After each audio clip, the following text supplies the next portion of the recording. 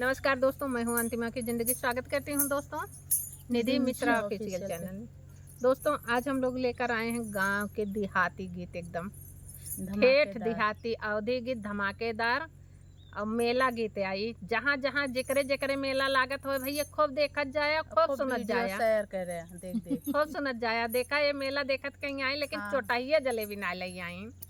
चोटाइया जलेबी तब ना मिलत, गुड़े के मिलत वही लेता आई होती ना दोनों मिलत रहा दीदी, लेकिन हम कहे कि लेने चलो प्रोटीन चीज ले आए, जैसे हम सेहत से सही है, इसे आपको सोचत रहे सबके लिए चाटो ना लायक चाट ले के खा गावत कहीं तब फिर तब मन करे लाग चाट गानवा आए।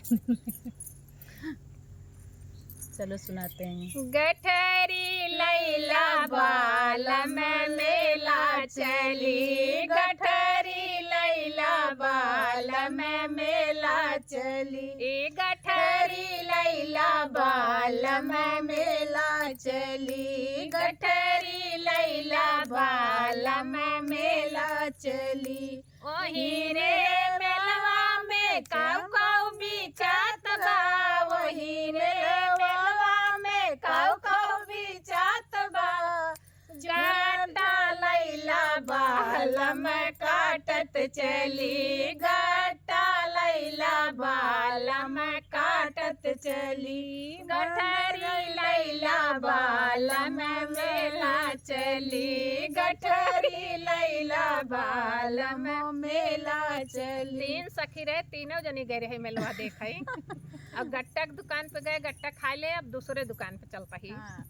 वही रे मेलवा में काऊ काऊ बिचात बा, वही रे मेलवा में काऊ काऊ बिचात बा। चटवा लैला बाल में चाटत चली, चटवा लैला बाल में चाटत चली, गठरी लैला बाल में मेला चली, गठरी लैला बाल में मेला चली। ओही रे मेलवा में काऊ काऊ बिचात बा, वही रे मेलवा में काऊ काऊ बिचात बा। मीठा पान लैला बाल में कूचत चली, मीठा पान लैला बाल में कूचत चली, गठरी लैला बाल में मेला चली, गठरी लैला बाल में मेला खरीदे लागी तबले मीठा पान बहुत आदि मीठा पान खाए के।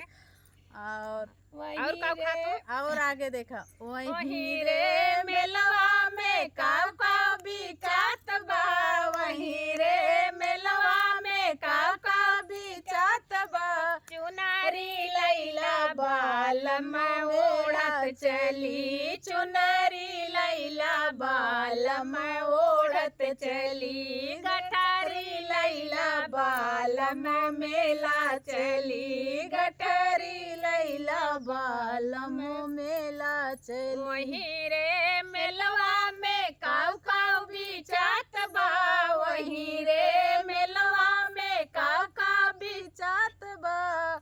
गुब्बारा लैला बाल में फोड़त चली, बैलून लैला बाल में फोड़त चली।